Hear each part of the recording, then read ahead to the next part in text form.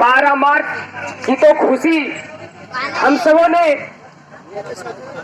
सपरिवार मनाया, लेकिन 21 जून की वो काली रात जिसे कोई भुला नहीं पाएगा, किसी का नींद नहीं आया था। ठीक उसके अगले सुबह पीएसीबी का फाटक टूटा था, तभी 4 सदस्यीय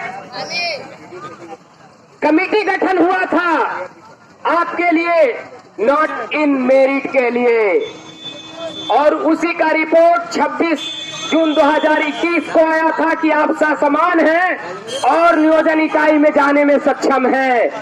अदरवाइज बंधु, न फाटक टूटता, न कमेटी गठन होती, न आप कहीं के होते, और न पोस्टमैन का आस आप करते कि नियुक्ति पत्र हमारे द्वार को आने वाली है। इसलिए उन तमाम भाइयों जो पटना के सड़क पर और जो अपने घर से भी अपना योगदान दे रहे हैं, उनके लिए मेरा सलाम है। और अगर आप ये आस रखते हैं कि नियुक्ति पत्र आपके घर के पोस्ट ऑफिस के माध्यम से जाएगी, तो वो उनकी सहभागिता के कारण जाएगी, न कि आपके कारण, न कि आपकी योग्यता के कारण, क्योंकि आप अयोग्य ठहरा चुके हैं 21 जून की वो काली रात को, नॉट इन मैरिज। लेकिन शुक्र मनाइए कि पीएसीबी को झुकना पड़ा माननीय 4 सदस्यीय कमेटी के आगे। और जब आपके अधिकारों पे खतरा मंडराया है, पटना में आप सभी स्टेट 19 क्वालिफाइड अभ्यर्थियों के द्वारा सरकार और उसके सदस्य पर गहरा प्रहार किया गया है, तभी आप अभी तक बने हुए हैं रेस में, नहीं तो कब के आप रेस से बाहर हो चुके होते।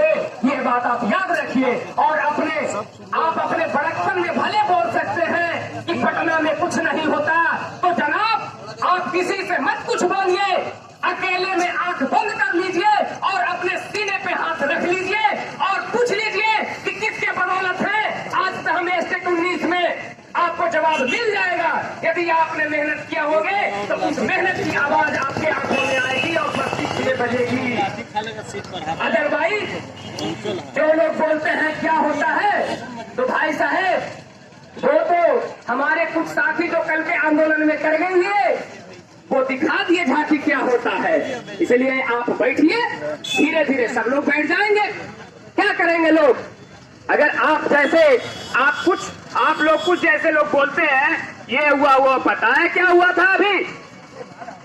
अभी सर्टिफिकेट आपको मिल गई, वो सर्टिफिकेट यूं ही नहीं मिली है। हमारे दोस्तों के शरीर पर हर एक लाठी का प्रहार का वो एक छोटा सा सरकार के तरफ से संतावना है, और वो भी वैसी संतावना कि लाठी भी लगी, लाठी भी टूटी, लेकिन आवाज,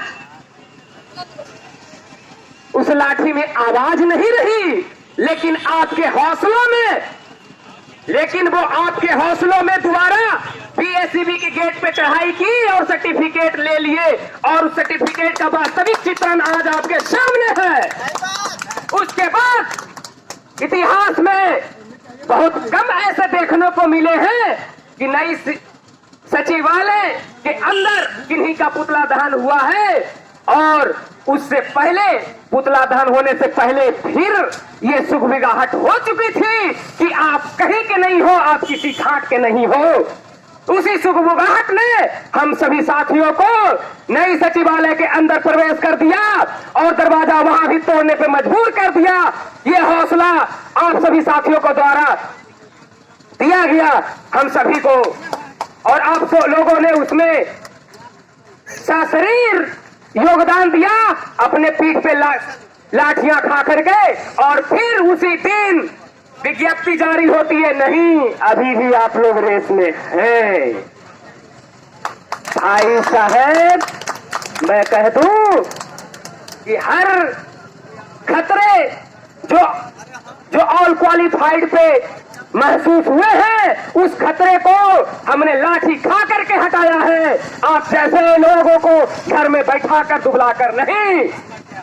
इसीलिए आज भी जो विधानसभा सत्र में जो स्टेटमेंट हमारे पास इस प्रेस विज्ञप्ति पे हमें कोई भरोसा नहीं था, लेकिन हमारे सभी साथियों ने मिलकर एकजुटता का परिचय दिखाते हुए माननीय विधानसभा के सभी सदस्यों को अपना प्रतिवेदन दिया और उसी प्रतिवेदन का नतीजा है कि आज पुनः विधानसभा में वो मजबूर हो गए।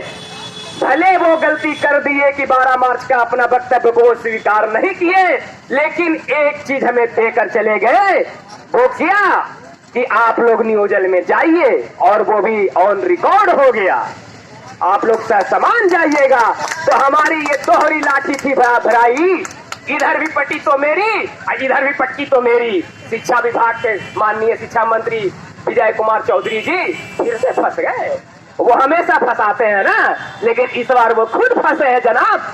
और सिर्फ घर में बैठने से नहीं फंसे, यहाँ पे काम हुआ, जाल डाला गया और जाल में फंसाया गया, क्योंकि हमारे साथ हमेशा छलावा हुआ है और हमने उसी छलावे का जवाब सदन में दिया है। और